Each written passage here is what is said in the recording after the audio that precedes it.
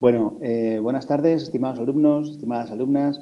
Vamos a volver con este tema 3. Vamos a verlo más rápido hasta donde nos quedamos el último día y veremos el tema completo. Esa es un poco la idea. Este es un tema muy importante porque habla de las fuentes del derecho y nos va a servir también para cuando nos hablen de estas fuentes, pues vamos a saber de qué nos están hablando, ¿no? Pues es un tema importante. Bien, esta primera pregunta ha caído muchas veces en exámenes de desarrollo. En 2019, 2020, 2021, los últimos 3 años ha caído. Entonces, ¿qué tengo que hacer yo? Pues hacerme un pequeño esquema de esta pregunta, por si me cae en desarrollo, saber qué tengo que desarrollar, ¿no? Esto es lo importante con este tipo de preguntas. Pues bien, el concepto de fuente de derecho es pues las distintas instancias de las que procede y los instrumentos en los que se puede plasmar esa regulación jurídica, ¿no?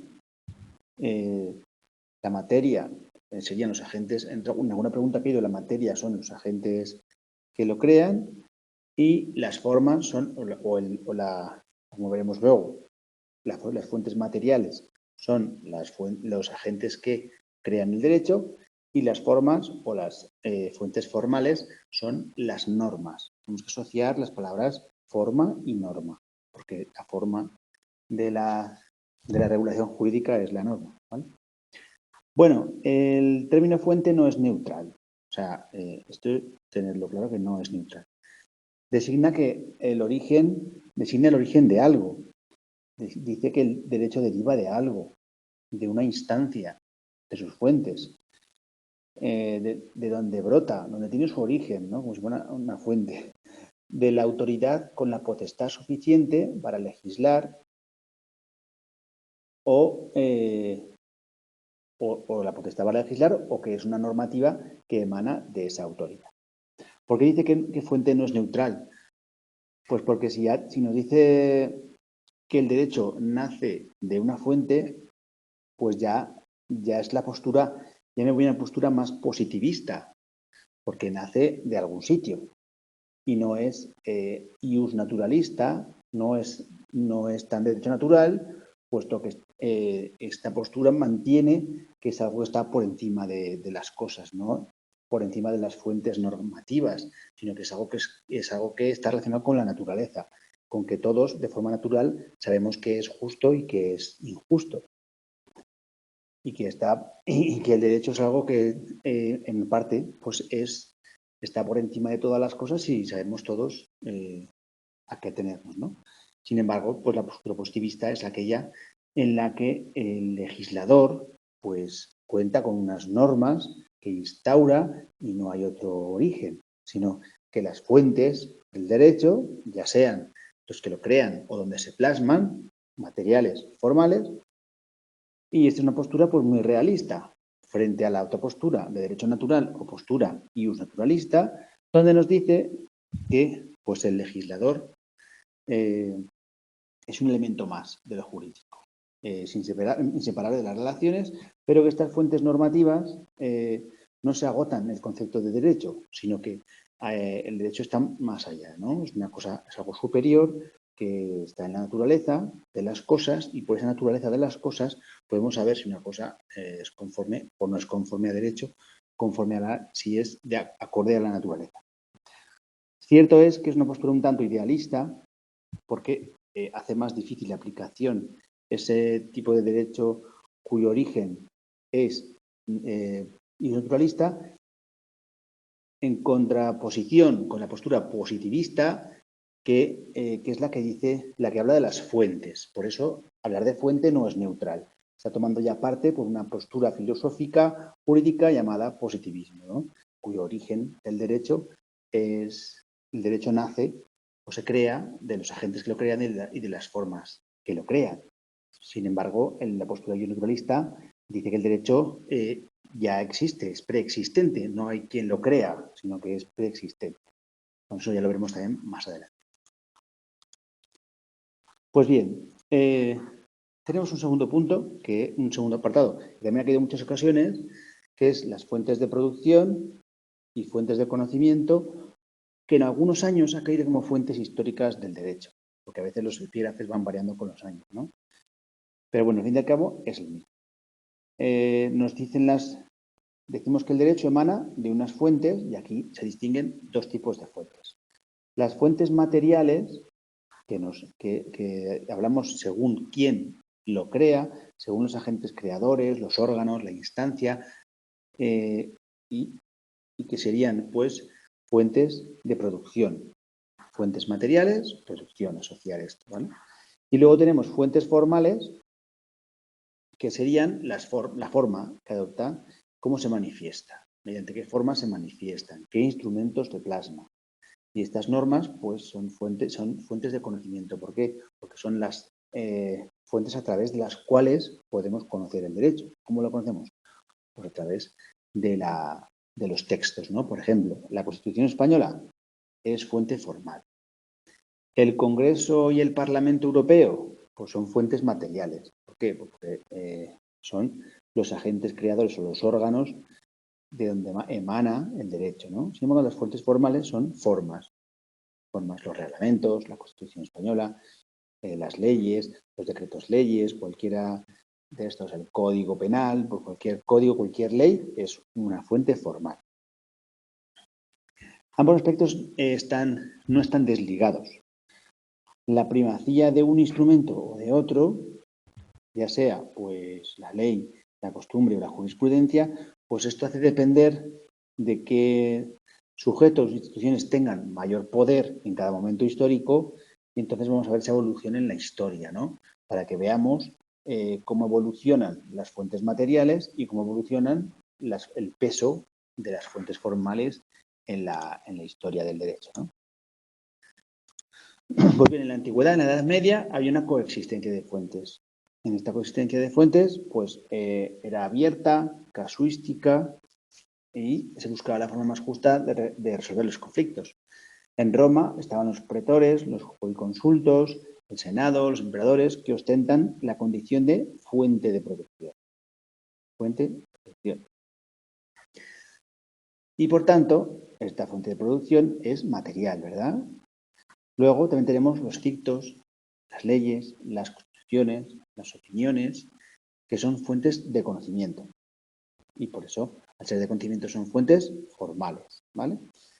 Que se completan y se integran entre sí en un orden jurídico complejo y dinámico. Pues bueno, tienes que asociar ya muy claramente fuentes de conocimiento, fuentes formales, y fuentes de producción, fuentes materiales, ¿vale? Tienes que asociarlo porque es muy importante, ya que hay muchas veces en test.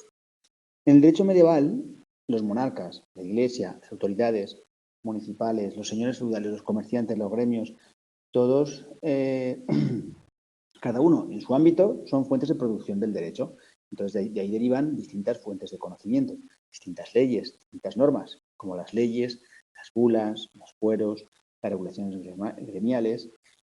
Y, por tanto, no hay una clara relación jerárquica, no hay jerarquía entre estas instituciones, porque cada uno regula el ámbito de su ámbito, ¿no? Entonces, la ley mercatoria, la lex mercatoria, regulaba los intercambios comerciales. Entonces, el código canónico, derecho canónico, pues aprobado por la Iglesia, pues tenía sus propios dictos, y luego pues el monarca o el señor feudal pues tenía sus propias normas también. Entonces, había un enjambre de normativas que pues había cierta heterogeneidad, fragmentación. ¿Y esto por qué es importante? Pues bueno, vamos a ver. La nota común a los órdenes vigentes hasta los siglos XIV y XV, esto es importante también para test, aunque no ha caído nunca, pero yo lo veo muy importante.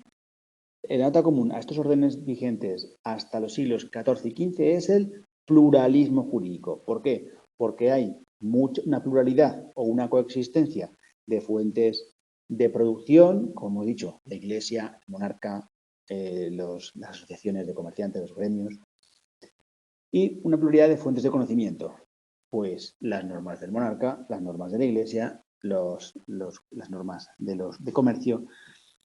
Este pluralismo va a dar paso a un monismo, una vez que el Estado moderno se afirma como la única fuente de producción del derecho y niega cualquier otra. Ahora vamos con este proceso. Pero ¿qué ocurre con el pluralismo jurídico? Pues que se va a contraponer muy fuertemente con la evolución posterior que hay.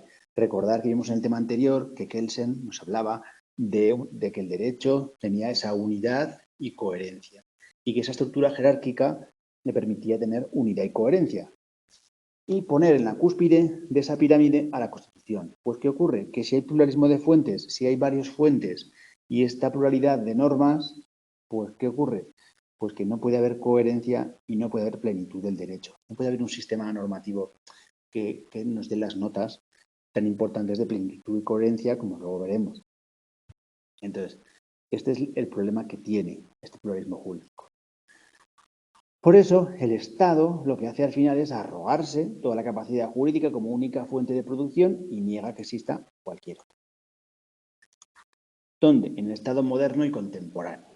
Aquí lo que ocurre, pues que se desaparece el pluralismo jurídico porque el poder del monarca, en muchos casos, pues afirma el monopolio de crear y aplicar el derecho. El triunfo del Estado en los siglos XVI y XVII, pues se conforma, XVII y XVIII, perdón, se configura como un Estado absoluto, el absolutismo. El rey acumula todo el poder y la autoridad para dictar la ley del territorio.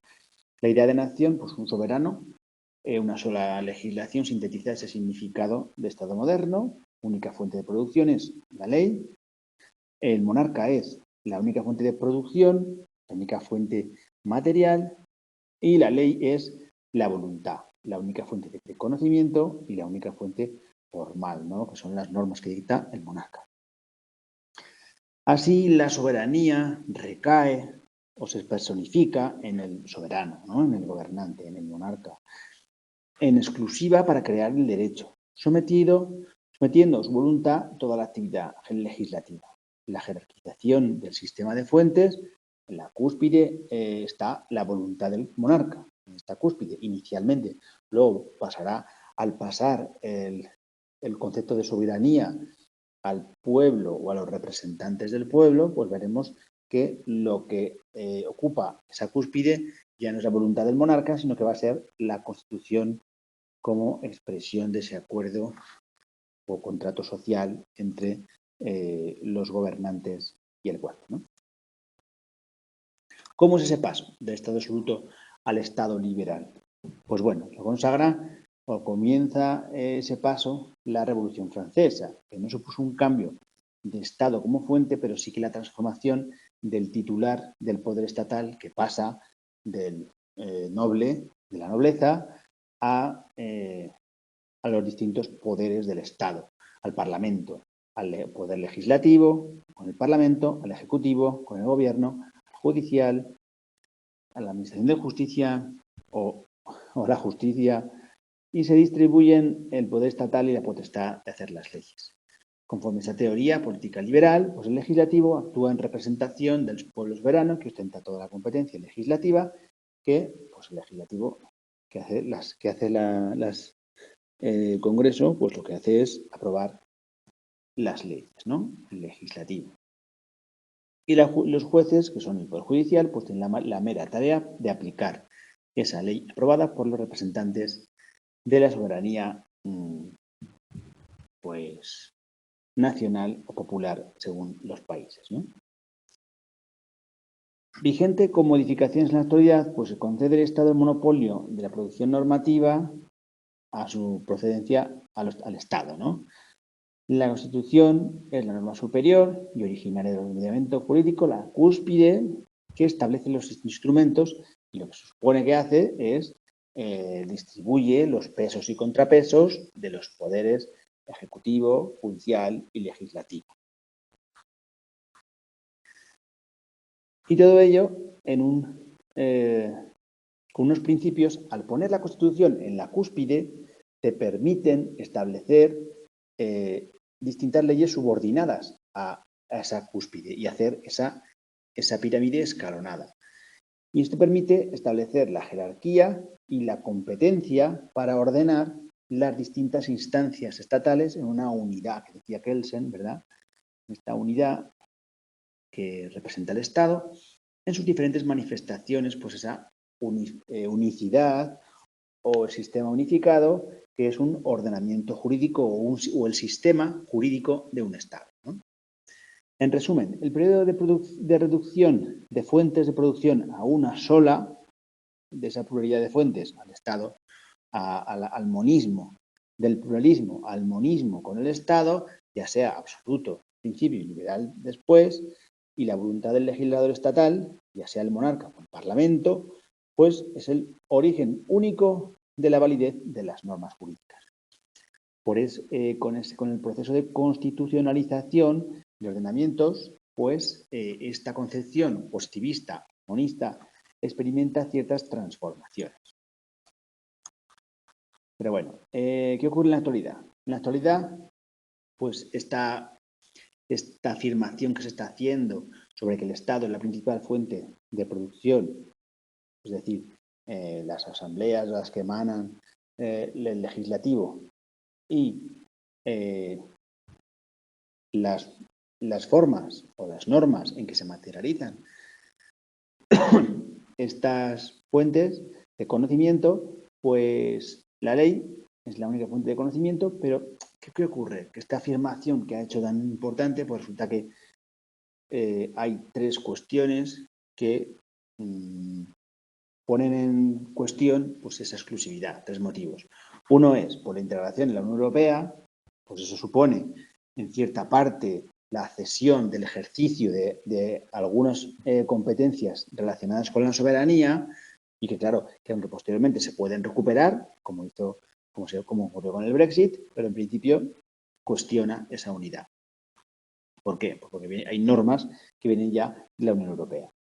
También la globalización, porque si quieres entrar en un mundo globalizado, con un comercio internacional globalizado, pues tendrás que atenerte a esas nuevas prácticas, a esos usos de comercio internacional, pues que también de alguna forma pues te limitan o te erosionan la capacidad normativa estatal que tienes, porque el marco internacional tiene también sus propios usos o normas. También la cierta desregulación y privatización de sectores del derecho, pues hay distintas formas de resolución de los conflictos de manera voluntaria y claro, esta autonomía de la voluntad que se respeta pues permite que antes de aplicar la ley pues puedas someterte a un arbitraje, a una conciliación, a una mediación y estas, pues bueno, en resumen, esas tres cuestiones son las que vienen a cuestionar el monismo del Estado en la producción de todas las normas. Uno, la integridad de entidades supranacionales, la globalización y la desregulación o la privatización de sectores del derecho o directamente asumir la voluntad de las partes en la resolución de conflictos por encima de las leyes civiles, ¿no? Bueno, las fuentes del derecho en el ordenamiento jurídico español, pues bueno, esto es muy importante que lo aprendáis desde el principio, porque por un lado tenemos el Código Civil de 1869 con sus modificaciones, luego tenemos la Constitución Española del 78, que ambos son, ¿verdad?, fuentes de conocimiento, porque a través de ellas conocemos el derecho, y fuentes, por tanto, fuentes formales. Ya tengo que saber, esto tengo que saberlo ya, ¿vale? ¿Qué ocurre con la Constitución? Pues que es la fuente suprema del derecho. Modifica y completa sustancialmente el conjunto del sistema de fuentes español. La Constitución lo que hace es, pues, completa y modifica y debería establecer el sistema de fuentes. Pero claro, como es posterior a la Constitución, pues bueno, hay que hablar de ellos, pues teniendo en cuenta la supremacía de la Constitución. Pues bueno, el artículo 1 primero del Código Civil nos dice: las fuentes del ordenamiento jurídico español son la ley, la costumbre y los principios generales del derecho. Pues bien, en este tema solo vamos a ver la ley y la costumbre, porque a los principios generales del derecho le dedica el tema 4. Así que nos quedaremos con la ley y la costumbre. En cuanto a la ley, pues La ley es fuente de conocimiento del derecho, lógicamente, fuente formal, por excelencia, el instrumento en el que se manifiesta la voluntad del Estado, sus órganos, y en teoría, es la expresión de la voluntad popular aprobada por los representantes. La expresión de la voluntad popular durante esos 4 años tras la votación de los representantes en el Parlamento y por ello es fuente primordial del derecho. Tenemos una noción de ley en sentido amplio, pues vemos que va a abarcar pues, distintas formas de normas, como los decretos ley, reglamentos, decretos legislativos, pues muchos más, ¿no? Directivas. ¿Qué más tenemos? Instrucciones, circulares, pues todos son tipos de normas distintas, ¿no? ¿Qué nota común tienen todas estas normas que hemos citado? Pues que son normas jurídicas, en principio. Hasta aquí sería una. ¿Por qué son normas jurídicas? Pues porque no son normas de decoro. No es cuando entres quitarte el sombrero, no. No es una norma jurídica. Una norma jurídica es una norma que te obliga jurídicamente a un comportamiento o a permitir o no permitir algo, o a tomar una acción o a omitir algo, ¿no? En cualquier caso, las normas jurídicas o la ley, en sentido amplio, son normas jurídicas en principio, de carácter general, es decir, que se aplican a todo el mundo. Dictadas por órganos estatales competentes. Claro, una norma dictada por un órgano que no es competente, pues es una norma nula, ¿no? Entonces tenemos que tener en cuenta que esta es la nota común. Normas jurídicas de carácter general, es decir, se aplican a todos y dictadas por órganos estatales competentes. De aquí pueden salir alguna serie de características, como son, que han caído en algún test, como son la generalidad, es decir, que regulan supuestos abstractos para la pluralidad de sujetos, o sea, son cosas generales, abstractas. Se va a regular el homicidio, por ejemplo, sin detallar que el homicidio se aplica pues, al que mate con una pistola, al que mate con una puñalada, al que envenene, al que intente, al cooperador o al inductor en distinto grado de participación. No. Las normas, en principio, luego ya se van matizando, van a regular cuestiones generales para todos los supuestos. Y luego se va a detallar, ¿no? Pero en principio la norma es general. Tenemos que aprendernos estas características. General, publicidad. ¿Por qué? Porque tiene que tener una vigencia desde su publicación y lo que le permite a todo el mundo conocerlo, esa publicidad. Jerarquización, pues establece su posición de superioridad o inferioridad porque estamos en la pirámide, ¿verdad? Entonces establece la norma en qué escalón está respecto a la Constitución, que es la norma suprema, ¿verdad? Y luego la permanencia, porque también la norma va a establecer esa permanencia, si va a durar a lo largo del tiempo, o si va a durar un año, o cuánto tiempo va a durar esa norma. Los tratados internacionales, aunque en vigor, no son leyes, sí que poseen el rango de ley y una vigencia análoga una vez ratificados por el Estado y publicados. Pues bien, aquí tenemos una de las más importantes preguntas de desarrollo que tenemos, que es la costumbre. La costumbre, pues, nos dice el artículo 1.3 del Código Civil que la costumbre solo regirá en defecto de ley aplicable, siempre que no sea contraria a la moral o al orden público y que resulte probada. Pues ya ves, solo en defecto de ley aplicable, siempre que no sea contraria a la moral, al orden público y resulte probada. Pues son estas características importantes para test o para desarrollo. Me cae en desarrollo, me tengo que saber que en esta pregunta me tengo que saber este artículo del Código Civil y luego ver un poco los requisitos.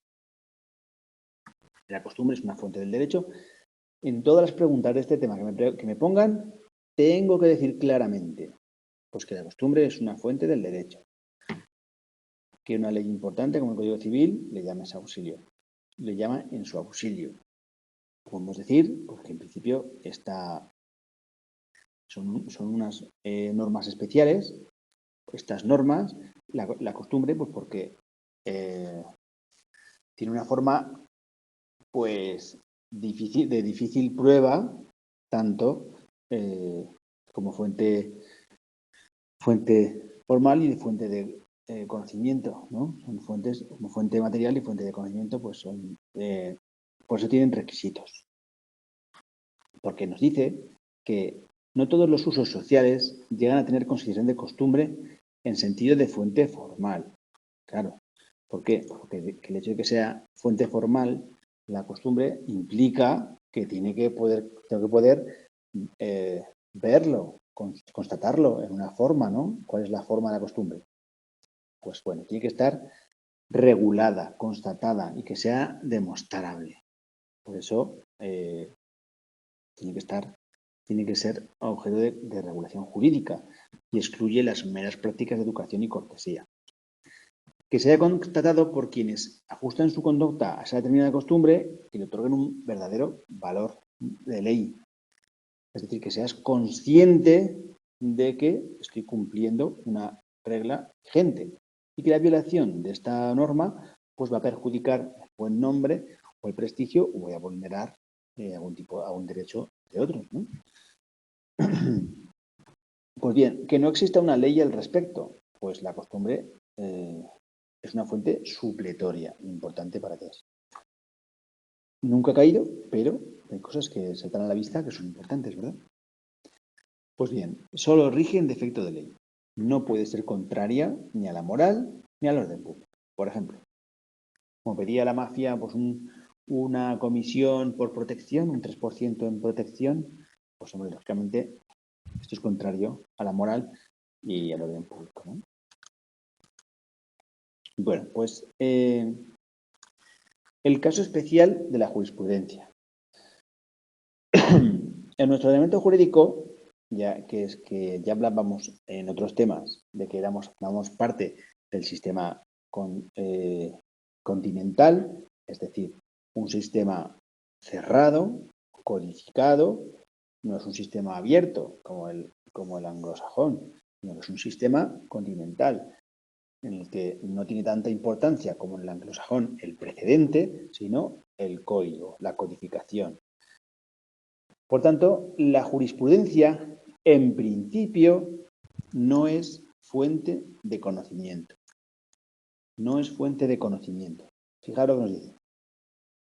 Claro, por tanto, si yo digo que no es fuente de conocimiento, ya deberíamos saber que estoy diciendo que no es fuente formal. No me sirve de fuente formal. ¿Por qué? ¿Por qué no es fuente formal? Pues porque no emana. Ah, ¿no me escucha? Hola. ¿Sí? ¿Sí? ¿Sí? Vaya. Bueno, pues aquí me sale que sí que se escucha. Igual tienes algún problema de conexión. Bueno, lo que estaba diciendo es que es importante entender que no es fuente de conocimiento, significa también que no es fuente formal, porque no emana del legislativo, no emana del legislador, no emana de la Asamblea Legislativa, no emana de las Cortes Generales, que serían pues esa fuente material, fuente de producción, ¿no? Porque emana de jueces y magistrados, no emana del poder legislativo, emana del poder judicial.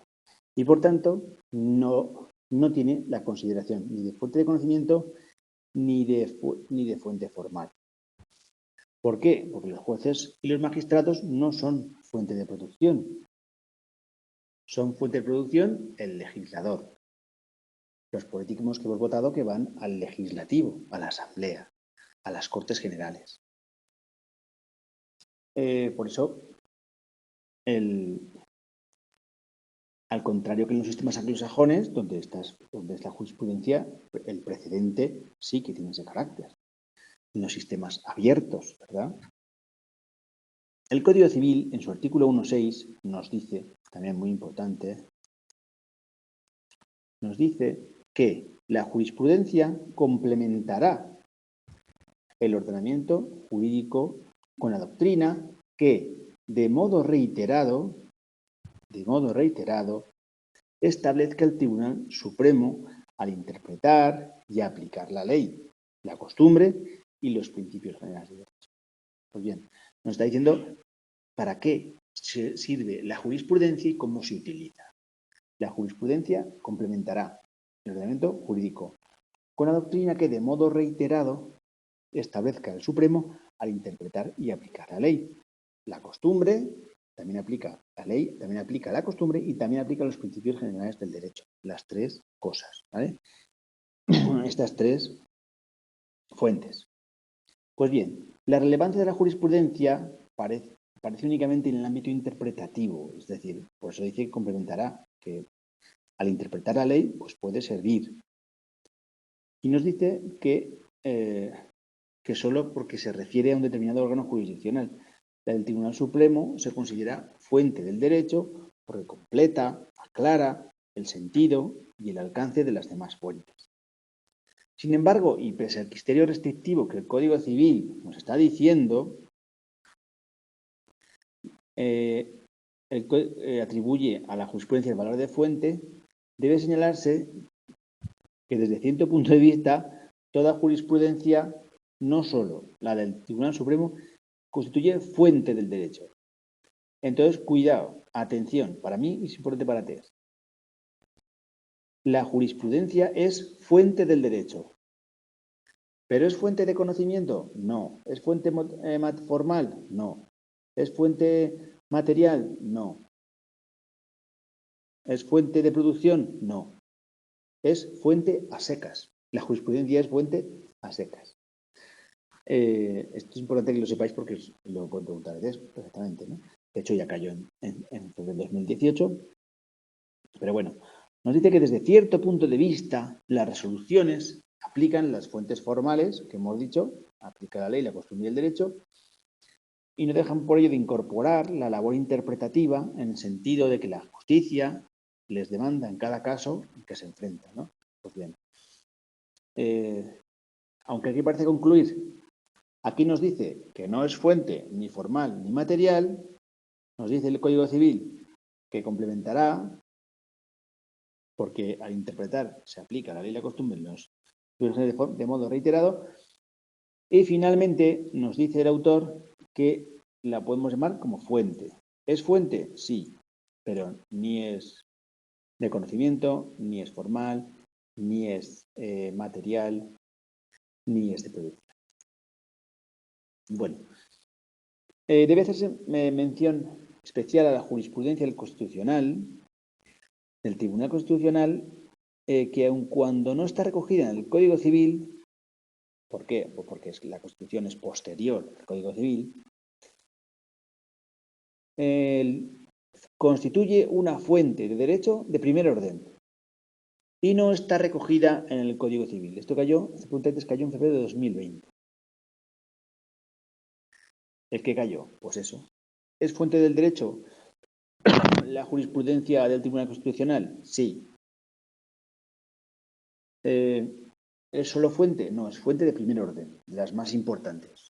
Pero ¿es fuente material, fuente formal, fuente de conocimiento, fuente de producción? No, es fuente de primer orden. Y no está en el Código Civil. ¿Por qué no está en el Código Civil? Porque en teoría es posterior la Constitución al Código Civil. No porque pueda legislar el Tribunal Constitucional, sino porque su función de control, su interpretación de las disposiciones constitucionales, es decir, de la Constitución, sobre los derechos fundamentales, en cada caso concreto, posee una fuerza que sí que vincula a jueces y tribunales. ¿Por qué? Porque al interpretar el texto que está en la cúspide de la pirámide normativa, pues lógicamente sus resoluciones y sus criterios de interpretación pues son vinculantes para los demás jueces y tribunales que van a aplicar las leyes. Y también tenemos la Constitución como fuente. Pregunta que cayó en febrero de 2020, en 2018, 2015, 2016. Una pregunta de desarrollo que os tenéis que saber muy bien. Tenéis un pequeño esquemita, porque hay muchas preguntas de test, como veis aquí, de muchos años, y además es muy importante. Pues bien, pues ya hemos visto que la incorporación de las constituciones a los ordenamientos en el ámbito continental pues plantea una crisis del sistema tradicional de fuentes y pasa a centrarse en la primacía de la ley, y en el caso español pues fue con la aprobación de la Constitución del 78, cuyas normas no se limitan a establecer un marco general de la estructura del Estado y de la distribución de poderes, sino que además reconsideran el sistema de fuentes de conocimiento y de fuentes de producción, que contiene el título preliminar del Código Civil que hemos visto antes. Pues bien, la Constitución tiene un valor normativo directo. Pregunta de 3. Directo, valor normativo directo. ¿Por qué? Porque es directamente aplicable, sin necesidad de desarrollo legal. Sus preceptos tienen la condición plena de fuente de conocimiento. Claro, es una fuente, por tanto, fuente de conocimiento, fuente formal. Importante, ya tenemos que hacer esa diferenciación. Es un texto, vale, luego es una fuente de la que yo puedo conocer su contenido. Pues ya está, fuente de conocimiento. Tiene una forma, que es un texto constitucional, vale, pues una fuente formal. Del mayor rango y vinculante para los tribunales. El conjunto de ordenamiento jurídico, la ley como fuente, ha de interpretarse de conformidad con el texto constitucional. La ley tiene que interpretarse de conformidad con el texto constitucional. Pues ya ves. Preguntas de test, muchísimas, que han caído de esta pregunta. Se trata de una auténtica constitucionalización del ordenamiento que expresó el propio Tribunal Constitucional cuando afirmó que la Constitución, lejos de ser un mero catálogo de principios, pues lo que hace es que lo que ocurre es que es una norma jurídica. Es una norma jurídica y por ello indudable que sus preceptos son alegables en los tribunales. Y tiene un valor normativo directo. Otra novedad de nuestra Constitución respecto a otras es que incorpora principios y valores de igual valor normativo que reconfiguran los principios generales. Y así tenemos que el artículo 1 de la Constitución dice: España se constituye en un Estado social y democrático de derecho que propugna como valores superiores de su ordenamiento jurídico la libertad, la igualdad, la justicia y el pluralismo jurídico. Informan el conjunto de normas vigentes en el ordenamiento. Sí. ¿Cómo me aprendo yo estos valores superiores? Pues bueno, hay muchos métodos, ¿no? Yo los recuerdo porque en teoría, pues la izquierda busca la igualdad, la derecha busca la justicia, ¿no? Busca la libertad, si llegamos al extremo, en el centro, como decía, en el punto medio, como decía Aristóteles, está la justicia y entre todos los partidos políticos propugnan pues eso, el pluralismo jurídico. Pues bien, una forma de aprendérselo, como otra cualquiera. La Constitución, en el artículo 9.3, garantiza el principio de legalidad. Bueno, también primero antes en el 9.2 el imperio de la ley, pero bueno, no os lo pone. En el 9.3 os dice el principio de legalidad, la jerarquía normativa, la publicidad de las normas, la irretroactividad de las disposiciones sancionadoras no favorables o restrictivas de los derechos individuales, la seguridad jurídica, la responsabilidad, la interdicción de la arbitrariedad de los poderes públicos. Y bueno, estos son los principios que hay que aprenderse también. El de legalidad, pues es obvio, ¿vale? El imperio de la ley conlleva pues que existe una legalidad que todos tienen que cumplir. La jerarquía normativa es la que establece los distintos escalones en esa pirámide jurídica, la publicidad de las normas, que se tienen que dar a conocer y publicar, la irretroactividad de las disposiciones sancionadoras no favorables o restrictivas de los derechos, nos dice que no puedo crear una norma cuyos efectos se puedan retrotraer en el tiempo a otros hechos cuando se traten de normas que pretendan sancionar o que no sean favorables o que restrinjan los derechos, porque estaría aplicando al pasado normas que creo ahora nuevas, ¿no? Y que son sancionadoras y que no son favorables o restrictivas de derechos. Entonces, la retroactividad está prohibida en estos supuestos. Pues nos dice que la irretroactividad de las disposiciones, uno de los principios es que no me puedo retrotraer en el tiempo, pues se dice, y retroactividad, las sancionadoras no favorables o que restrinjan derechos. No puedo retrotraer los efectos al pasado. ¿Por qué? Pues porque sería ilógico, ¿no? Es un principio de la Constitución.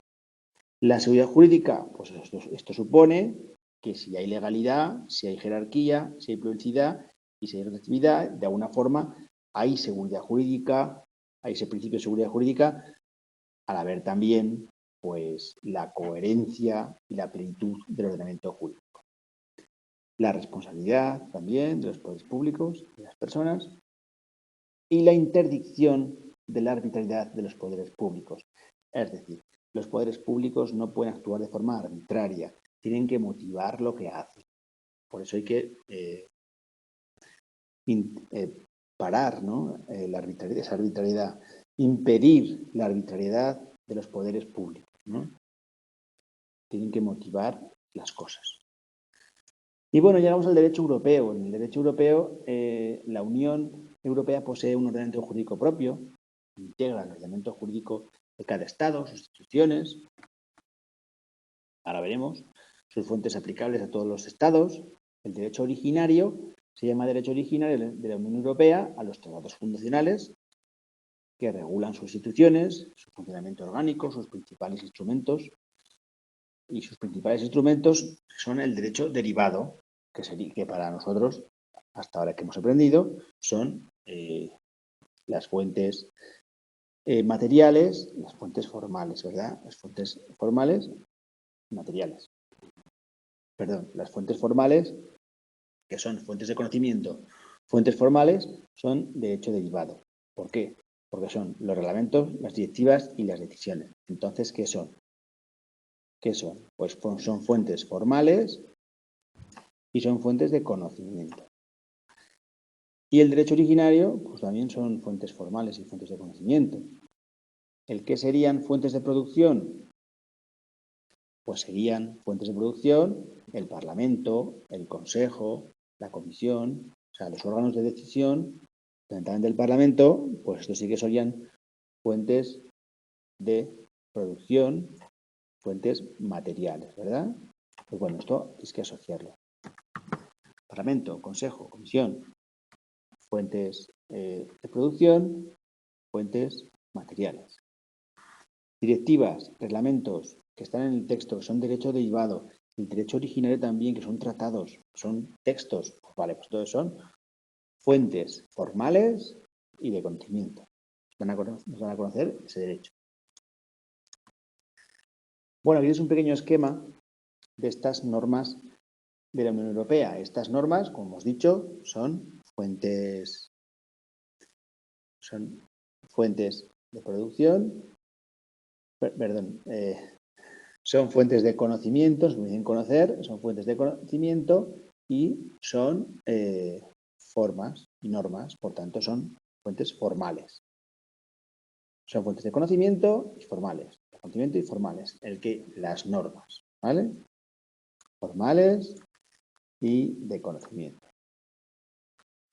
Pues tenemos que son vinculantes y no vinculantes. Las vinculantes, por las que nos obligan, y las no vinculantes, las que no nos obligan. Vale. Pero las vinculantes nos obligan ¿a qué? Pues ya lo vemos. En el caso del reglamento, de los reglamentos nos obligan a lo que diga el reglamento, porque son de alcance general son igual del mismo rango que una ley nacional y se publican, luego nos obligan totalmente. Las directivas, ¿a qué nos obligan? ¿Por qué son vinculantes? Pues, nos obligan es obligatoria para uno o para varios estados miembros. Deben alcanzar, te obligan a un resultado concreto, a que tú alcances ese resultado mediante ¿qué? Pues mediante un acto de transposición. Tienes que transponer esta directiva a una ley, ¿no? a tu ley nacional.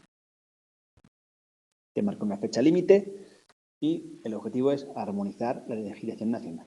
Las decisiones, pues se legisla para casos particulares que puede afectar a un Estado miembro, a una comunidad autónoma, a un particular o incluso a una empresa, ¿no?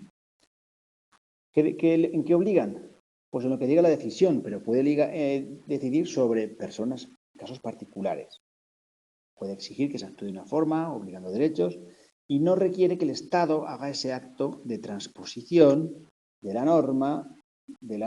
la decisión a una... No, la legislación, la decisión ya, que tiene una obligatoriedad concreta para una serie de miembros. Y las no vinculantes, pues no obligan, y como no obligan, son recomendaciones, dictámenes, tienen sugerencias, explicaciones relativas a la aplicación de reglamentos, directivas. Y bueno, pues un poco de cara a los test es importante también el derecho, las fuentes formales de la Unión Europea, fuentes de conocimiento. Y por último, tenemos el Tribunal de Justicia de la Unión Europea, el llamado TJUE, ¿no?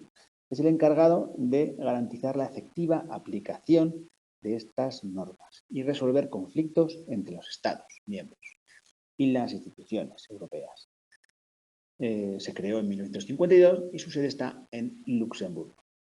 Pues bueno, es importante que recordéis eso, ¿no? Que es importante tanto los distintos tipos de normas, que sepáis que son fuentes formales o que son fuentes de conocimiento, y que en el derecho europeo y las fuentes europeas son el Parlamento, el Consejo, son fuentes materiales, son fuentes de producción y en las fuentes formales y fuentes de conocimiento son el derecho originario, los tratados fundacionales y también el derecho derivado con los reglamentos y las directivas y las decisiones.